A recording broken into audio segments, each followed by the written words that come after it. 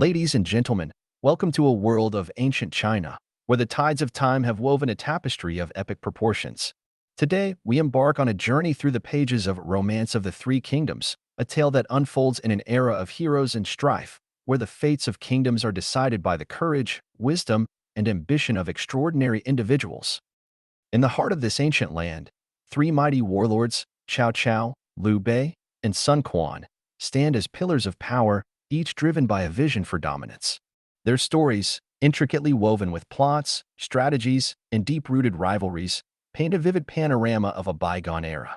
This is the stage where alliances are forged, betrayals are plotted, and the destinies of nations hang in the balance. As we step into the pages of Romance of the Three Kingdoms, we will witness the ebb and flow of history, where heroes rise and fall, and the echoes of their deeds resonate through the ages. Join me on this odyssey through time, as we explore the legendary tales of honor, loyalty, and valor that define the Three Kingdoms era. Let the adventure begin. Chapter 1. Three heroes swear brotherhood in the Peach Garden. One victory shatters the rebels in battlegrounds. Domains under heaven, after a long period of division, tends to unite. After a long period of union, tends to divide. This has been so since antiquity.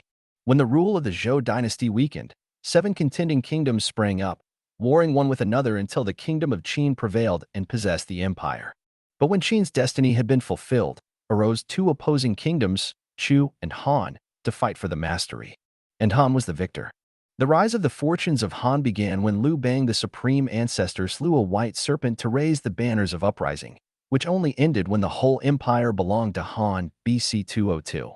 This magnificent heritage was handed down in successive Han emperors for 200 years, till the rebellion of Wang Meng caused a disruption. But soon Liu Xiu, the latter Han founder, restored the empire, and Han emperors continued their rule for another 200 years till the days of Emperor Xian, which were doomed to see the beginning of the empire's division into 3 parts, known to history as the Three Kingdoms. But the descent into misrule hastened in the reigns of the 2 predecessors of Emperor Xian, Emperors Huan and Ling, who sat in the dragon throne about the middle of the 2nd century. Emperor Huan paid no heed to the good people of his court, but gave his confidence to the palace eunuchs. He lived and died, leaving the scepter to Emperor Ling, whose advisors were Regent Marshal Dou and Imperial Guardian Qin Fan. Dou and Qin Fan, disgusted with the abuses of the eunuchs in the affairs of the state, plotted the destruction for the power-abusing eunuchs. But Chief Eunuch Cao Jie was not to be disposed of easily. The plot leaked out, and the honest Dou and Qin Fan were put to death, leaving the eunuchs stronger than before. It fell upon the day of full moon of the 4th month, the 2nd year, in the era of established calm AD 169, that Emperor Ling went in state to the Hall of Virtue. As he drew near the throne, a rushing whirlwind arose in the corner of the hall and, lo! From the roof beams floated down a monstrous black serpent that coiled itself up on the very seat of majesty. The emperor fell in a swoon. Those nearest him hastily raised and bore him to his palace while the courtiers scattered and fled. The serpent disappeared, but there followed a terrific tempest, thunder, hail, and torrents of rain, lasting till midnight and working havoc on all sides. 2 years later, the earth quaked in capital Luoyang, while along the coast a huge tidal wave rushed in which, in its recoil, swept away all the dwellers by the sea. Another evil omen was recorded 10 years later, when the rain title was changed to Radiant Harmony AD 179. Certain hens suddenly crowed. At the new moon of the 6th month, a long wreath of murky cloud wound its way into the Hall of Virtue, while in the following month a rainbow was seen in the Dragon Chamber. Away from the capital, a part of the 5 mountains collapsed, leaving a mighty rift in the flank. Such were some of various omens. Emperor Ling, greatly moved by these signs of the displeasure of heaven, issued an edict asking his ministers for an explanation of the calamities and marvels. A court counselor, Kai Yong, replied bluntly, "Falling rainbows and changes of foul sexes are brought about by the interference of empresses and eunuchs in state affairs." The emperor read this memorial with deep sighs, and Chief Eunuch Cao Jie, from his place behind the throne, anxiously noted these signs of grief.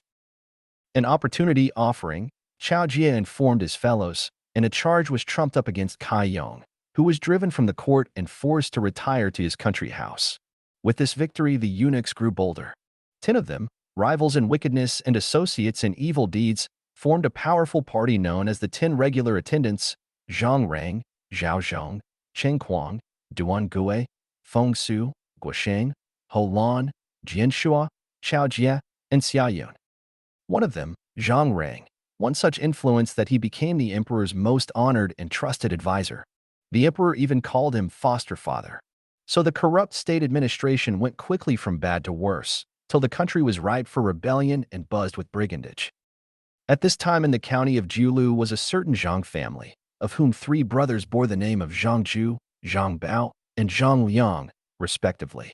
The eldest Zhang Ju was an unclassed graduate who devoted himself to medicine. One day, while culling simples in the woods, Zhang Ju met a venerable old gentleman with very bright, emerald eyes and fresh complexion, who walked with an oak minus with staff. The old man beckoned Zhang Ju into a cave, and there gave him 3 volumes of the Book of Heaven. "This book," said the old gentleman, "is the way of peace. With the aid of these volumes, you can convert the world and rescue humankind. But you must be single-minded, or, rest assured, you will greatly suffer." With a humble obeisance, Zhang Ju took the book and asked the name of his benefactor. "I am Saint Hermit of the Southern Land," was the reply, as the old gentleman disappeared in thin air. Zhang Ju studied the wonderful book eagerly and strove day and night to reduce its precepts to practice. Before long, he could summon the winds and command the rain, and he became known as the mystic of the way of peace. In the first month of the first year of central stability, AD 184, there was a terrible pestilence that ran throughout the land, whereupon Zhang Ju distributed charmed remedies to the afflicted. The godly medicines brought big successes, and soon he gained the title of the wise and worthy master. He began to have a following of disciples whom he initiated into the mysteries and sent abroad throughout all the land. They, like their master, could write charms and recite formulas, and their fame increased his following. Zhang Ju began to organize his disciples. He established 30-6 circuits, the larger with 10,000 or more members, the smaller with about half that number. Each circuit had its chief who took the military title of general. They talked wildly of the death of the blue heaven and the setting up of the golden one. They said a new cycle was beginning and would bring universal good fortune to all members. And they persuaded people to chalk the symbols for the first year of the new cycle on the main door of their dwellings. With the growth of the number of his supporters grew also the ambition of Zhang Ju. The wise and worthy master dreamed of empire. One of his partisans, Ma Yuani, was sent bearing gifts to gain the support of the eunuchs within the palace. To his brothers, Zhang Ju said, "For schemes like ours, always the most difficult part is to gain the popular favor. But that is already ours. Such an opportunity must not pass." And they began to prepare. Many yellow flags and banners were made, and a day was chosen for the uprising. Then Zhang Ju wrote letters to eunuch Feng Su and sent them by one of his followers, Tang Shou, who, alas, betrayed his trust and reported the plot to the court. The emperor summoned the trusty regent Marshal He Jin and bade him look to the issue. Ma Yuani was at once taken and beheaded. Feng Su and many others were cast into prison. The plot having thus become known, the Zhang brothers were forced at once to take the field. They took up grandiose titles: Zhangju the Lord of Heaven, Zhangba the Lord of Earth, and Zhang Liang the Lord of Human. And in these names they put forth this manifesto. The good fortune of the Han is exhausted, and the wise and worthy man has appeared. Discern the will of heaven, O ye people, and walk in the way of righteousness, whereby alone ye may attain to peace. Support was not lacking. On every side people bound their heads with yellow scarves and joined the army of the rebel Zhang Ju, so that soon his strength was nearly 500,000 strong, and the official troops melted away at a whisper of his coming. Regent Marshal and Guardian of the Throne, He Jin, memorialized for general preparations against the yellow scarves, and an edict called upon everyone to fight against the rebels. In the meantime, 3 imperial commanders, Lu Ji, Huang Fusong, and Zhu Jun, marched against them in 3 directions with veteran soldiers. Meanwhile, Zhang Ju led his army into Yuzhou, the northeastern region of the empire. The imperial protector of Yuzhou was Liu Yin, a scion of the imperial house. Learning of the approach of the rebels, Liu Yin called in Commander Zhou Jing to consult over the position. Zhou Jing said, "They are many and we few. We must enlist more troops to oppose them." Liu Yin agreed, and he put out notices calling for volunteers to serve against the rebels. One of these notices was posted up in the county of Zhuo, where lived one man of high spirit. This man was no mere bookish scholar, nor found he any pleasure in study, but he was liberal and amiable, albeit a man of few words, hiding all feeling under a calm exterior. He had always cherished a yearning for high enterprise and had cultivated the friendship of humans of mark. He was tall of stature. His ears were long, the lobes touching his shoulders, and his hands hung down below his knees. His eyes were very big and prominent so that he could see backward past his ears. His complexion was as clear as jade, and he had rich red lips. He was a descendant of Prince Faubus of Zhongshan, whose father was the Emperor Myers, the occupant of the Dragon Throne a century and a half BC. His name was Liu Bei. Many years before, one of his forebears had been the governor of that very county, but had lost his rank for remissness in ceremonial offerings. However, that branch of the family had remained on in the place, gradually becoming poorer and poorer as the years rolled on. His father Liu Hong had been a scholar and a virtuous official but died young. The widow and orphan were left alone, and Liu Bei as a lad won a reputation for filial piety. At this time the family had sunk deep in poverty, and Liu Bei gained his living by selling straw sandals and weaving grass mats. The family home was in a village near the chief city of Zhuo. Near the house stood a huge mulberry tree, and seen from afar its curved profile resembled the canopy of a wagon. Noting the luxuriance of its foliage, a soothsayer had predicted that one day a man of distinction would come forth from the family. As a child, Liu Bei played with the other village children beneath this tree, and he would climb up into it, saying, "I am the son of heaven, and this is my chariot." His uncle, Liu Yuanqi, recognized that Liu Bei was no ordinary boy and saw to it that the family did not come to actual want. When Liu Bei was 15, his mother sent him traveling for his education.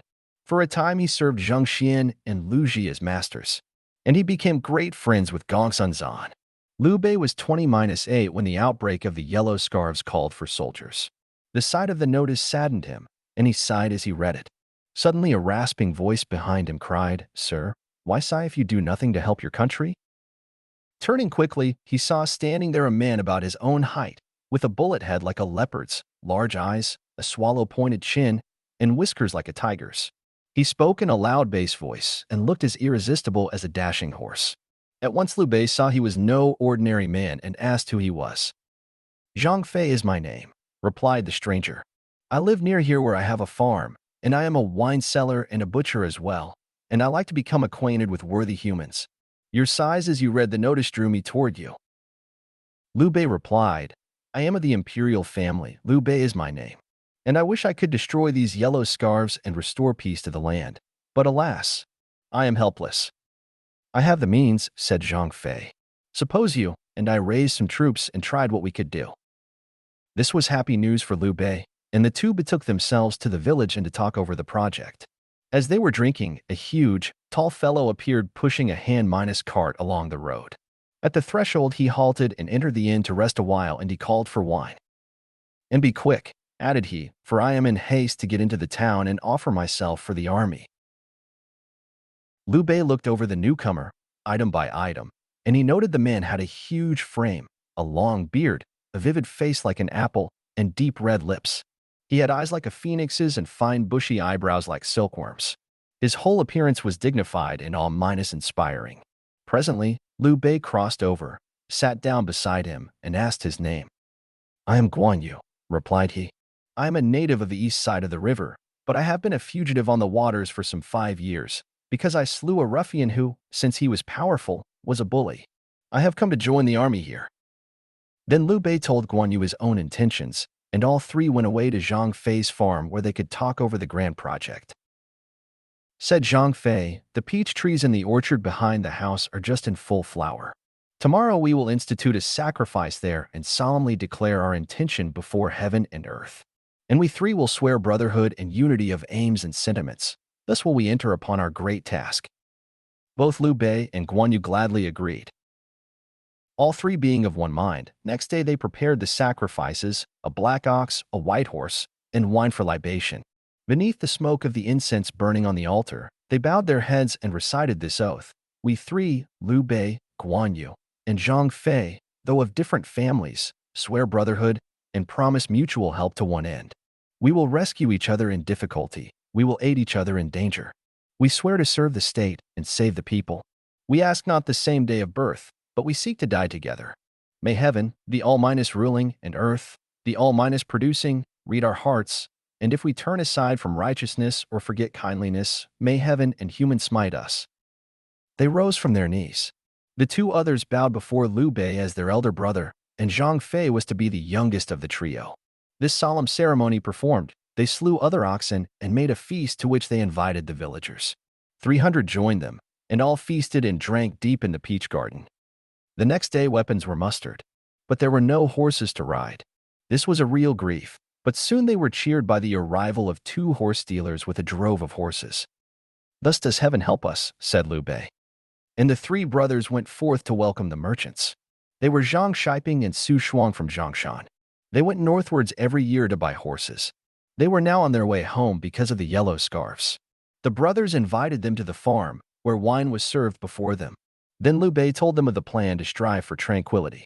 Zhang Shiping and Su Shuang were glad and at once gave the brothers 50 good steeds, and beside, 500 ounces of gold and silver and 1,500 pounds of steel fit for the forging of weapons. The brothers expressed their gratitude, and the merchants took their leave. Then blacksmiths were summoned to forge weapons. For Liu Bei they made a pair of ancient swords, for Guanyu they fashioned a long handled, curved blade called green dragon saber, which weighed a full 120 pounds. And for Zhang Fei they created a 10 foot spear called octane serpent halberd. Each two had a helmet and full armor. When weapons were ready, the troop, now 500 strong, marched to Commander Zhou Jing, who presented them to Imperial Protector Liu Yan. When the ceremony of introduction was over, Liu Bei declared his ancestry, and Liu Yan at once accorded him the esteem due to a relation.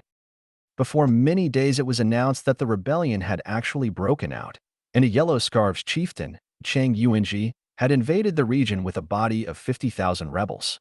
Liu Yan bade Zhou Jing and the 3 brothers to go out to oppose them with the 500 troops. Liu Bei joyfully undertook to lead the van and marched to the foot of the Daxing Hills where they saw the rebels. The rebels wore their hair flying about their shoulders, and their foreheads were bound with yellow scarves. When the 2 armies had been drawn up opposite each other, Liu Bei rode to the front, Guanyu to his left, Zhang Fei to his right. Flourishing his whip, Liu Bei began to hurl reproaches at the rebels, crying, "O malcontents! Why not dismount and be bound?" Their leader Qing Yuanji, full of rage, sent out one general, Deng Mao, to begin the battle. At once rode forward Zhang Fei, his octane serpent halberd poised to strike. One thrust and Deng Mao rolled off his horse, pierced through the heart. At this Chang Yuanji himself whipped up his steed and rode forth with sword raised ready to slay Zhang Fei. But Guanyu swung up his ponderous green dragon saber and rode at Chang Yuanji. At the sight fear seized upon Chang Yuanji, and before he could defend himself, the great saber fell, cutting him in halves. 2 heroes new to war's alarms, ride boldly forth to try their arms. Their doughty deeds 3 kingdoms tell, and poets sing how these befell. Their leader fallen, the rebels threw away their weapons and fled. The official soldiers dashed in among them. Many thousands surrendered and the victory was complete. Thus this part of the rebellion was broken up. On their return, Liu Yan personally met them and distributed rewards. But the next day, letters came from Imperial Protector Gong Jing of Qishou saying that the rebels were laying siege to the chief city and it was near falling. Help was needed quickly. "I will go," said Liu Bei as soon as he heard the news. And he set out at once with his own soldiers, reinforced by a body of 5,000 under Zhou Jing. The rebels, seeing help coming, at once attacked most fiercely. The relieving force, being comparatively small, could not prevail and retired some 10 miles, where they made a camp. "They are many and we but few," said Liu Bei to his brothers. "We can only beat them by superior strategy." So they prepared an ambush. Guanyu and Zhang Fei, each with a goodly party, went behind the hills, right and left, in their hid. When the gongs beat, they were to move out to support the main army. These preparations made, the drums rolled noisily for Liu Bei to advance. The rebels also came forward, but Liu Bei suddenly retired. Thinking this was their chance, the rebels pressed forward and were led over the hills. Then suddenly the gongs sounded for the ambush. Guanyu and Zhang Fei poured out from right and left as Liu Bei faced around to meet the rebels. Under 3- side attack, the rebels lost heavily and fled to the walls of Qizhou City. But Imperial Protector Gong Jing led out an armed body to attack them, and the rebels were entirely defeated and many slain. Qizhou was no longer in danger. Though fierce as Tiger's soldiers be, battle are won by strategy. A hero comes, he gains renown, already destined for a crown. After the celebrations in honor of victory were over, Commander Zhou Jing proposed to return to Yuzhou. But Liu Bei said, "We are informed that Imperial Commander Liu Ji has been struggling with a horde of rebels led by Zhang Ju at Guanzhong. Liu Ji was once my teacher, and I want to go to help him." So Liu Bei and Zhou Jing separated, and the three brothers with their troops made their way of Guangzhou. They found Liu Ji's camp, were admitted to his presence, and declared the reason of their coming. The commander received them with great joy, and they remained with him while he made his plans. At that time, Zhang Ju's 150,000 troops and Liu Ji's 50,000 troops were facing each other. Neither had had any success. Liu Ji said to Liu Bei, "I am able to surround these rebels here. But the other two brothers, Zhang Bao and Zhang Liang, are strongly entrenched opposite Huang Fusang and Zhu Jun at Yingchuan. I will give you 1,000 more troops, and with these you can go to find out what is happening, and we can then settle the moment for concerted attack." So Liu Bei set off and marched as quickly as possible to Yingchuan. At that time, the imperial troops were attacking with success, and the rebels had retired upon Chashi. They had encamped among the thick grass. Seeing this, Huang Fusang said to Zhu Jun, "The rebels are camping in the field. We can attack them by fire." So the imperial commanders bade every man cut a bundle of dry grass and laid an ambush. That night the wind blew a gale, and at the second watch they started a blaze. At the same time, Huang Fusang and Zhu Jun's troops attacked the rebels and set their camp on fire. The flames rose to the very heaven. The rebels were thrown into great confusion. There was no time to saddle horses or don armor. They fled in all directions. The battle continued until dawn. Zhang Liang and Zhang Bao, with a group of flying rebels, found a way of escape. But suddenly a troop of soldiers with crimson banners appeared to oppose them. Their leader was a man of medium stature with small eyes and a long beard. He was Cao Cao, a Beijuo man, holding the rank of general of the flying cavalry. His father was Cao Song, but he was not really a Cao. Cao Song had been born to the Xiahou family, but he had been brought up by eunuch Cao Ting and had taken this family name. As a young man, Cao Cao had been fond of hunting and delighted in songs and dancing. He was resourceful and full of guile. An uncle, seeing the young fellow so unsteady, used to get angry with him and told his father of his misdeeds. His father remonstrated with him. But Cao Cao made equal to the occasion. One day, seeing his uncle coming, he fell to the ground in a pretended fit. The uncle, alarmed, ran to tell his father, who came, and there was the youth in most perfect health. "But your uncle said you were in a fit. Are you better?" said his father. "I have never suffered from fits or any such illness," said Cao Cao, "but I have lost my uncle's affection, and he has deceived you." Thereafter, whatever the uncle might say of his faults, his father paid no heed. So the young man grew up licentious and uncontrolled. A man of the time named Xiao Xian said to Cao Cao, "Rebellion is at hand, and only a man of the greatest ability can succeed in restoring tranquility. That man is yourself." And Hoyo of Nanyang said of him, "The dynasty of Han is about to fall. He who can restore peace is this man, and only he." Cao Cao went to inquire his future of a wise man of Runan named Su Shao. "What manner of man am I?" asked Cao Cao.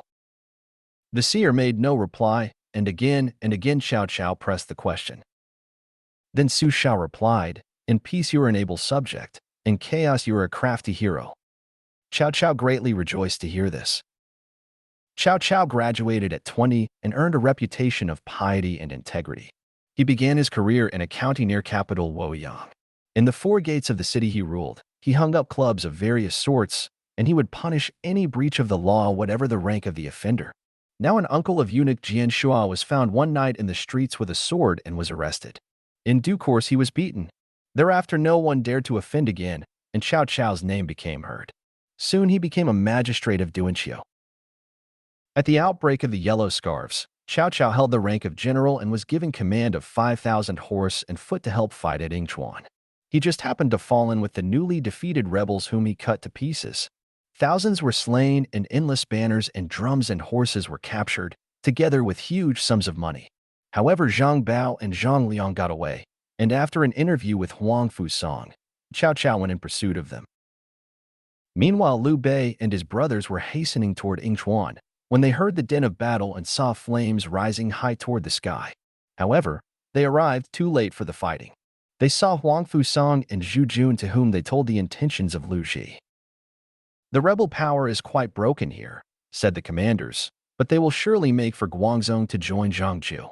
You can do nothing better than hasten back." The three brothers thus retraced their steps. Halfway along the road, they met a party of soldiers escorting a prisoner in a cage-minus cart. When they drew near, they saw the prisoner was no other than the man they were going to help. Hastily dismounting, Liu Bei asked what had happened. Liu Ji explained, "I had surrounded the rebels and was on the point of smashing them, when Zhang Ju employed some of his supernatural powers and prevented my victory. The court sent down eunuch Zhuo Feng to inquire into my failure, and that official demanded a bribe. I told him how hard-pressed we were and asked him where, in the circumstances, I could find a gift for him. He went away in wrath and reported that I was hiding behind my ramparts and would not give battle and that I disheartened my army. So I was superseded by Dong Zhuo, and I have to go to the capital to answer the charge."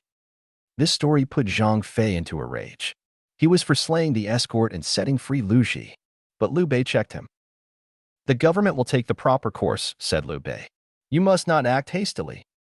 And the escort and the three brothers went two ways.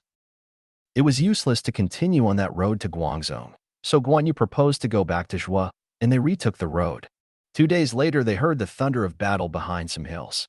Hastening to the top, they beheld the government soldiers suffering great loss, and they saw the countryside was full of yellow scarves. On the rebels' banners were the words, "Zhang Ju, the Lord of Heaven," written large. "We will attack this Zhang Ju," said Liu Bei to his brothers, and they galloped out to join in the battle. Zhang Ju had worsted Dong Zhuo and was following up his advantage. He was in hot pursuit when the three brothers dashed into his army, threw his ranks into confusion, and drove him back 15 miles. Then the brothers returned with the rescued general to his camp. "What offices have you?" asked Dong Zhuo, when he had leisure to speak to the brothers. "None," replied they. And Dong Zhuo treated them with disrespect. Liu Bei retired calmly, but Zhang Fei was furious. "We have just rescued this menial in a bloody fight," cried Zhang Fei, "and now he is rude to us. Nothing but his death can slake my anger." Zhang Fei stamped toward Dong Zhuo's tent, holding firmly a sharp sword. As it was in olden times, so it is today. 3 kingdoms romance the simple white may merit well. Officialdom holds sway. Zhang Fei, the blunt and hasty, where can you find his peer? But slaying the ungrateful would mean many deaths a year. Dong Zhuo's fate will be unrolled in later chapters.